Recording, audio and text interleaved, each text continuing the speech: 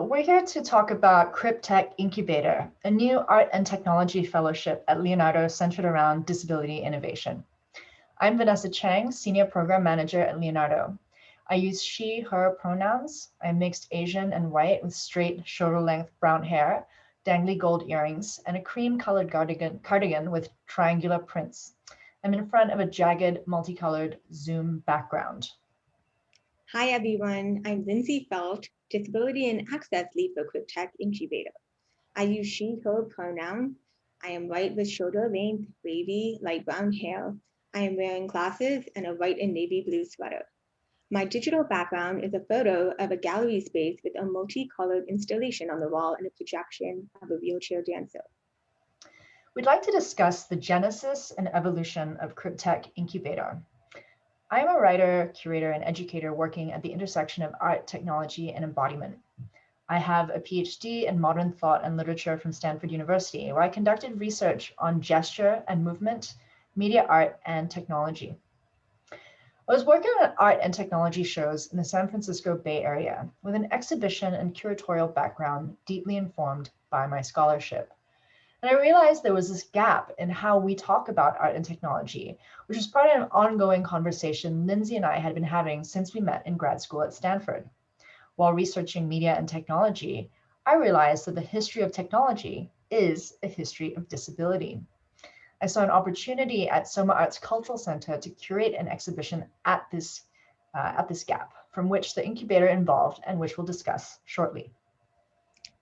I am a disability studies scholar and a full-time lecturer at Stanford University, where I teach courses on disability, media, technology, and communication. I received a PhD in English at Stanford University, where I first met Vanessa during our coursework. My research looked at how disabled people shaped conceptions of electronic communication from the Cold War era to present day. My research and curatorial work emerged in response to my own experience and identification as a disabled person who uses assistive technology. I have been profoundly deaf since I was a young child, and I have been a bilateral cochlear implant user since 2013. The cochlear implant, which is a surgically implanted neuroprosthetic device, has fundamentally reoriented my engagements with technology. I am particularly interested in ways that disabled people hack and remake technologies for their own ends, sometimes to make them more usable, but also as a mode of creative resistance. So access fundamentally informs the way my body fits, more often than not, doesn't fit this world. With that, we wanted to share a question that motivates us and this project. What does access mean to you? So access is typically understood as accommodation for disability and often gets invoked to support best practices, but we want to move this conversation forward to think about access as an evolving practice that emerges in dialogue between users and their environments and systems. These questions were at the root of Recoding Cryptek, the exhibition Lindsay and I co-curated last year in January 2020. It was informed by ideas around access as moving beyond just a set of best practices and as accommodation. This image you see here is an angled aerial view of the Recoding Cryptek opening reception.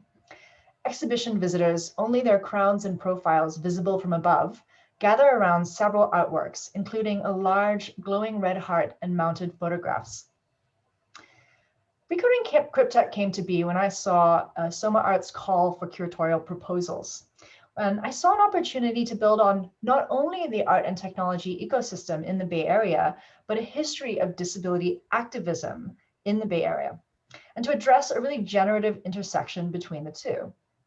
Working on making the show accessible raised a set of questions for us about access, not just as minimal accommodation, but also as a creative practice, as an underlying aesthetic and design principle of artistic work. So in the next slide, this is Jennifer Justice's "The Foot Knows the Foot When It Touches the Earth." In this image, taken from the opening night of Recoding Cryptek, Georgina Clegg and friends touch and feel Jennifer Justice's interactive installation, 3 columns of stacked pallets topped by a surface of multicolored moss, dirt, and 3D animal printed footprints. Jennifer is a blind artist who committed to making multimedia haptic installations from the outset that invited visitors to touch her work. So Access makes possible forms of engagement like this. Jennifer's work truly embodies what it means to build in Access as creative process. Her work underwent many iterations from conception to implementation and evolved in conversation with many folks and us as the curators. Jennifer was incredibly generous with the way she co-designed this piece with the disability community. Here's another work that really highlights this practice of access as creative. This is an image of a large ramp, which was used as a stage. It's 24 feet by 15 feet by 6 feet at its peak. And it was created for a wheelchair dance performance, Descent by Kinetic Light. This is a photograph of the ramp as it was staged in the original performance. There's a glowing purple backdrop with constellations of stars and a downward sloping ramp that curls up at the right edge, which is lit to resemble a rippling pool of water. While ramps are usually understood as accommodation, this was a performance space for some virtuosic choreography. As Vanessa mentioned, the ramp began as an accessible design for the disability community, but this particular installation transcends function and embraces play, aesthetics, contradiction, and a new way of moving and being in the world. So here's an example of disability-led innovation that is about dismantling and remaking technologies by, with, and for disabled people. This is one of the core motivations behind CripTech. CripTech is not the idea that technology is about curing or fixing disability, but rather showcasing the way disabled people live with and repurpose technologies for their own individual and community needs. So we very intentionally use the word CRIP in our project to highlight this ongoing work of resistance and disability justice, but also to reclaim disability identity and pride. So on this note, taking up the call of CripTech, we recognized in the show that part of this work means addressing the lack of BIPOC representation within the disability art and tech community, and that this is a historically under-resourced community. CripTech Incubator evolves from these questions about access, and in a really prismatic way. Remember the question we asked about access. What does access mean to you? Well, access can be institutional and also systemic. Who gets to have access to artistic spaces, to technological resources, to creative tools? CripTech Incubator is an art and technology fellowship centered on disability innovation. Building on Leonardo's full cycle creative engine, encompassing residencies, rapid prototyping workshops, presentations, publication, and education, this innovation incubator creates a platform for artists with disabilities to engage and remake creative technologies through the lens of accessibility.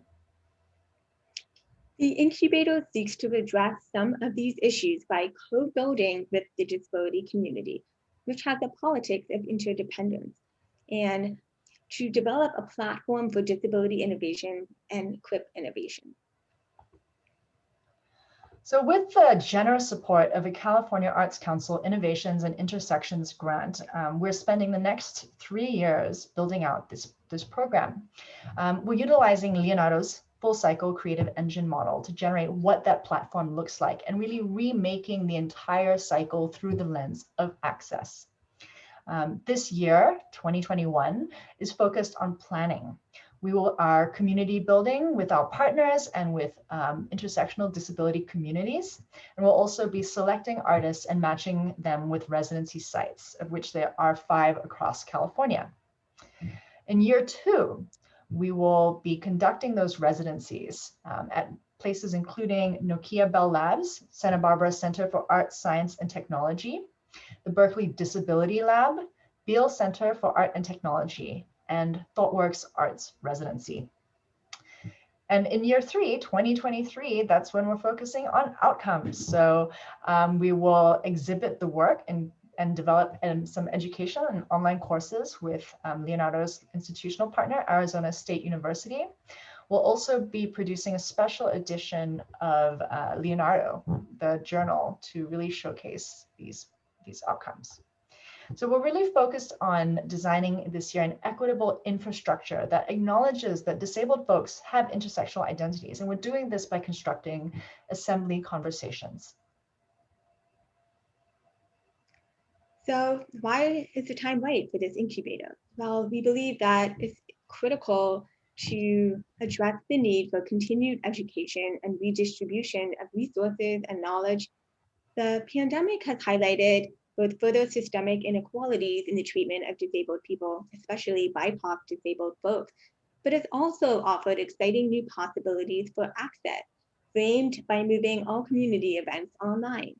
And we are seeing other arts organizations moving towards addressing this community in really exciting ways. So we invite you to look over these materials on the Leonardo website and check back periodically as we provide updates on the development of the incubator. Thanks for watching.